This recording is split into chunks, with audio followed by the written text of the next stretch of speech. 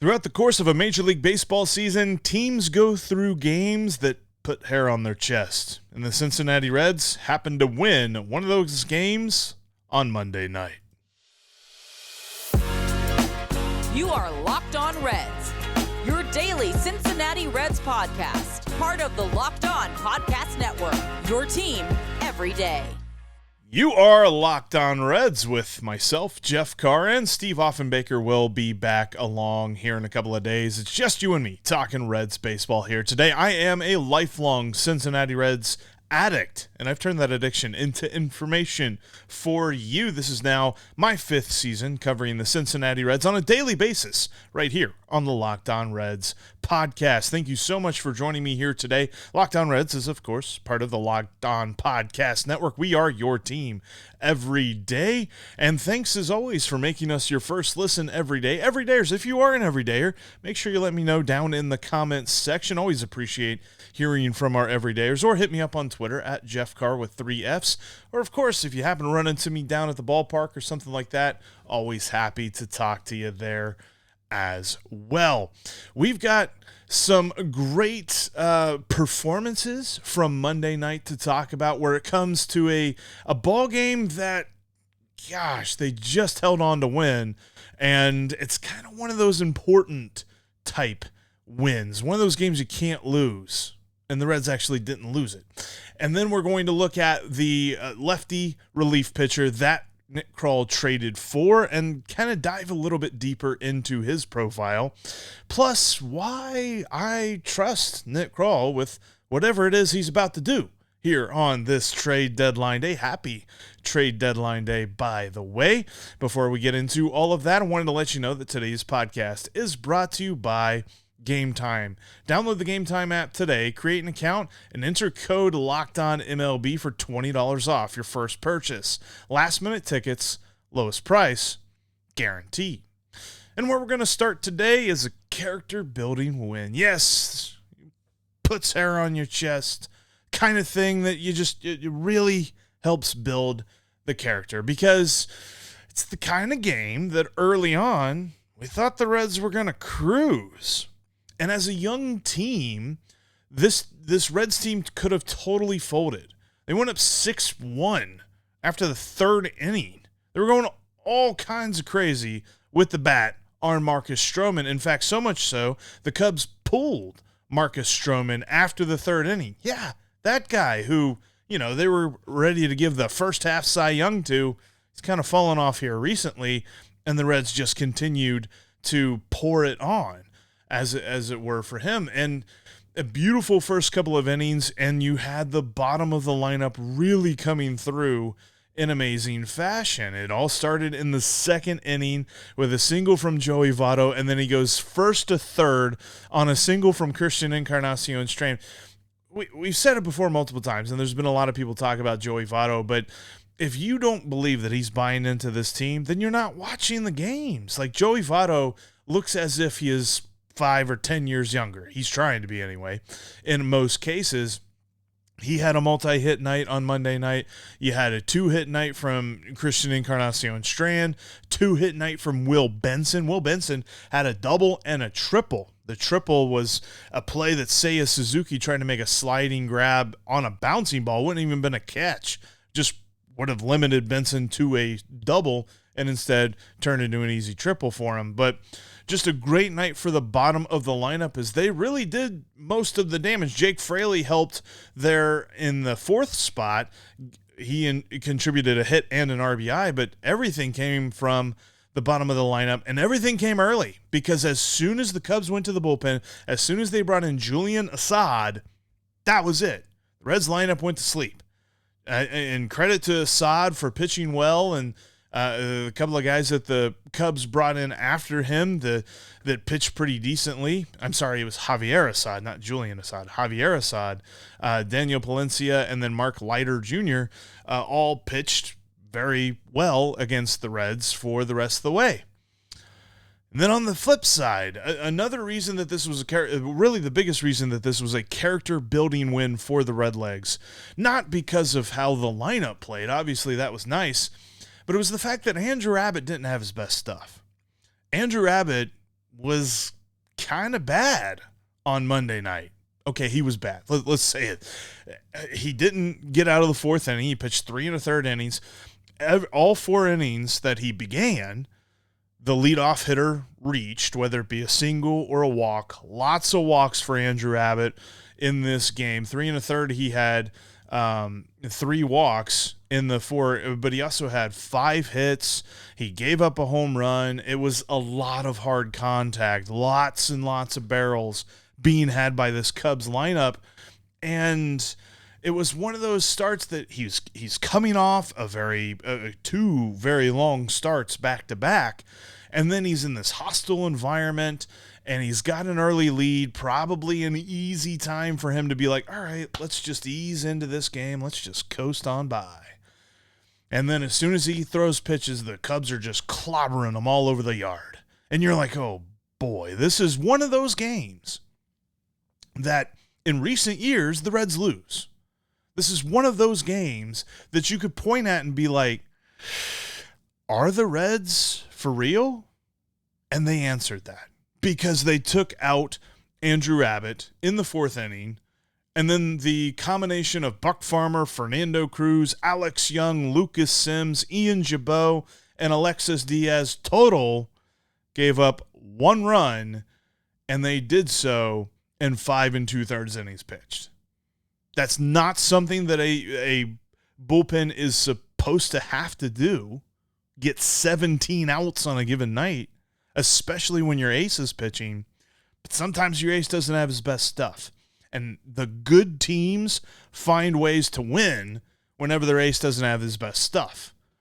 That's exactly what the Reds did. It was a great performance. Buck Farmer, and we'll talk more about this in a minute, but Buck Farmer, Ian Gibaut, and Alexis Diaz all add to their league-leading appearance total. They're all up to 50 now. All 3 of those guys have pitched in 50 games so far this season, each. They've pitched a lot, and they had to tonight, or they had to Monday night, and it worked to perfection, especially with Alexis Diaz. Oh, my goodness. I get it. He gave up a line drive that TJ Friedl was able to catch, and it seems like that was probably one of those things that could have been a hit but turned into an out. But ultimately, he looked dominant. The slider was going vertical and horizontal, and I know it just all over the place. Hitters couldn't catch up to it. He was fooling the umpire. The umpire gave him a couple of favorable strikes that probably were outside the zone, and that definitely flustered Cubs hitters. So that, thank you to the home plate umpire there. But all in all, he looked good in the 9th inning. Lucas Sims, a little bit, he hit a guy. He walked a guy. It was a little bit hairy there for a minute. Then he gets back-to-back strikeouts and an easy out to end that inning. Alex Young was able to clean up something that Fernando Cruz, a little bit of mess that he had. Just all in all, this bullpen continues to just be able to pitch as a unit. I think it's interesting because people want to point out stars, right? When it comes to professional sports, a lot of people are like, well, it's a star-driven league. When it comes to baseball, and this is why baseball is such an amazing sport, you can have stars. You can have Shohei Ohtani and Mike Trout. But that doesn't automatically mean you're going to win every night.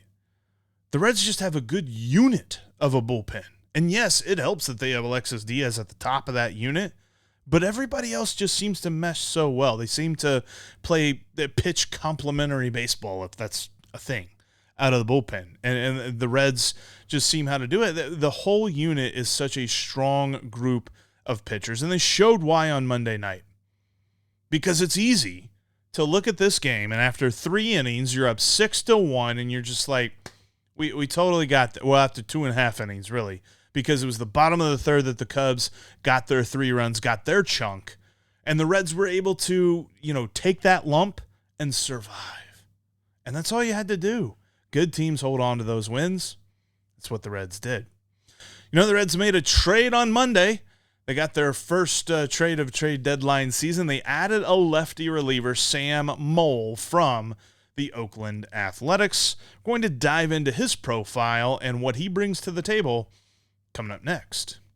Before we talk about that, though, I want to tell you about today's sponsor, and that is Gametime. You should get Game Time today. If you're looking to get down to the ballpark with any sort of, last-second tickets and you're looking for the best kind of deal, check out Game Time. They're so confident that they have the best deal for you that they have the Game Time guarantee that if you find a ticket in your same section, your same row, on a different app for cheaper that they have it on Game Time, they will credit you 110% of the difference.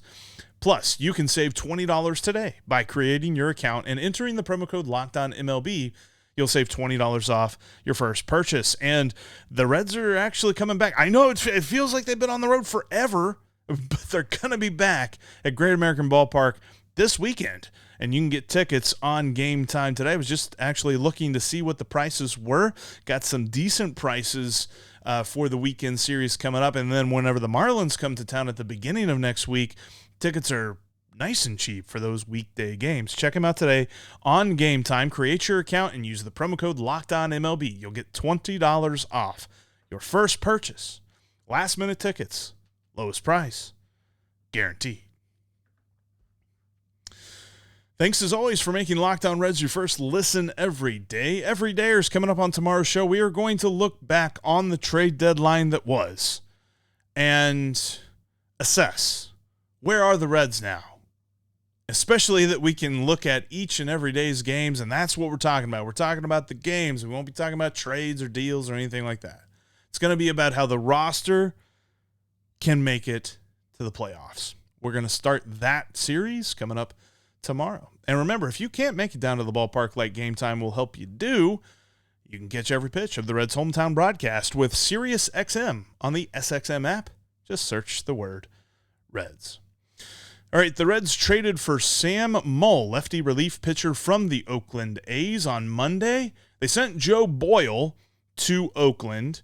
A quick thought on him, and there's a clip that I was able to talk with Locked On's Kainani Stevens, and we were kind of breaking down this trade, and I was like, Joe Boyle is a fun prospect to have watched. It was fun to kind of see him grow in the Reds system, but he constantly always had control problems, and I never saw him as a starting pitcher. So I don't think this was a huge loss. And I know there's a lot of folks that were kind of trying to show like, oh, hey, look, Saris really didn't like this trade for the Reds, really thought that the Oakland A's won this deal. But I think at the end of the day, what Sam Moll brings to this bullpen is something it hasn't had. A lefty that gets lefties out. And if that's what you can get, and you're telling me that you traded Joe Boyle for that, if we're mad about trading Joe Boyle, then we should be mad at every trade that the Reds make, because Joe Boyle is not the guy that you should be feeling is like untouchable. I don't know. Like I saw a couple of folks wondering about that, and I'm like, this is a important deal for this Reds bullpen. I mentioned there's 3 guys that lead the league with 50 appearances each. That's Buck Farmer, Ian Gibaut, and Alexis Diaz. You've got Alex Young right behind them at 49 appearances. Alex Young, the only lefty, and has been the only lefty in the bullpen for the Reds. Reivar Sanmartin has not been healthy this year. And let's kind of face it, like, whoa, if he were healthy, would we really be saying that this bullpen is just solidified because we have Reivar Sanmartin and Alex Young? Now, Sam Moll isn't necessarily the big name that everybody was expecting, Nobody was saying a day ago, they're just like, man, they need to get Sam Moll from Oakland. But let's look at him, because the first number that everybody sees is his ERA. They see the ERA of 4.54, and they say, what did the Reds do? Why on earth are they trading for him? You're looking at the wrong number if that is the number that is throwing you off. Just about every other metric, he doesn't allow hard contact.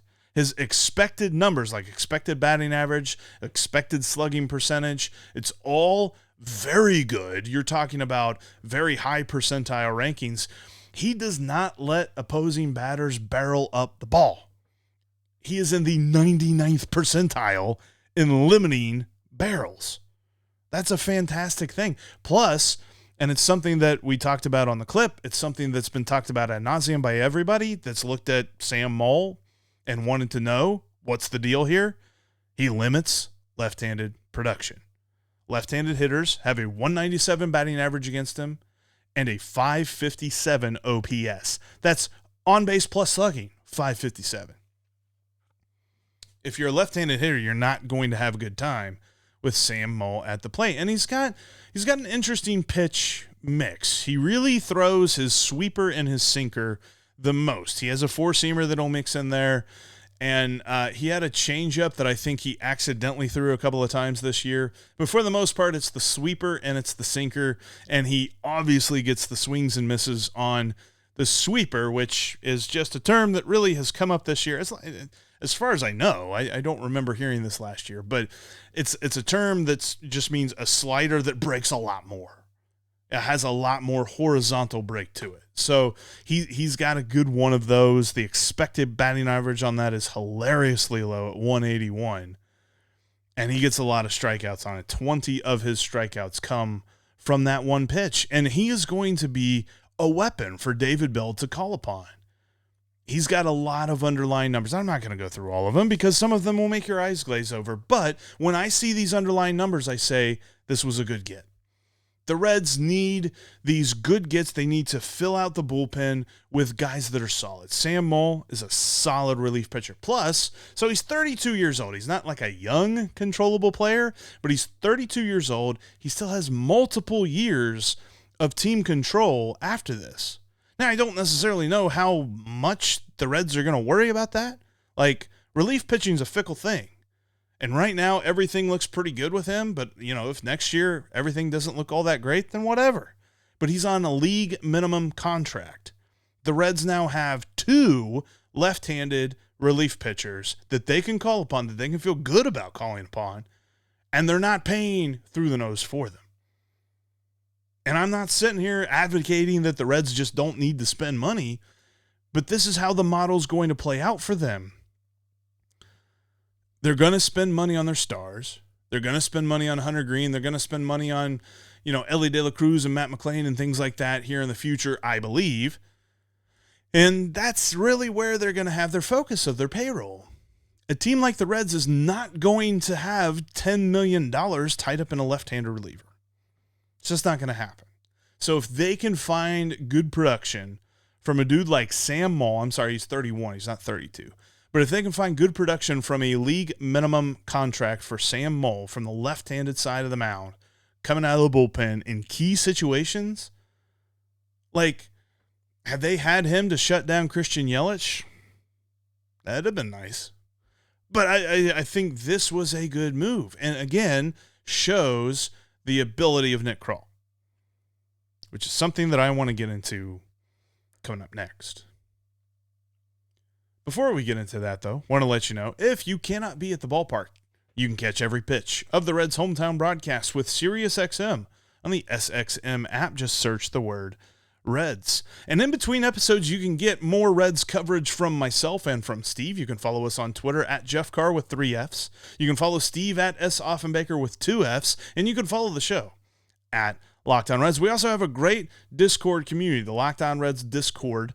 The link is in the chat. I encourage you to join it. Lots of great folks talking Reds baseball. And as the rumors are flying, as everything's happening, you can find me on Subtext. You can get a direct line to me. You can be the guy in your friends group or the gal in your friends group that gets Reds news first. So when people are just like, what about the Reds? Hey, what do you think? And you can be like, I know. Let me tell you. Join today, 513-594-0944. Or follow the link down in the description. All right, so this trade deadline, I think, has not tested people. I mean, everybody does this at the trade deadline where they're just like, this is what they should do. No, you're totally wrong. This is what they should do. Nah, you're crazy. You don't know what you're talking about. You know who knows what they're talking about? Nick Krall. Nick Krall has built the team that we see on the field, for the most part, and has been the author of its quick rebuild. I don't think that people give him enough credit. And you'll say, well, what about development? He set up the development crew. He set up the way that this organization develops players. Put Derek Johnson in charge of pitching. Put the hitting coach in charge of hitting, Joel McKeithen. And that's how they develop. They develop from the top down.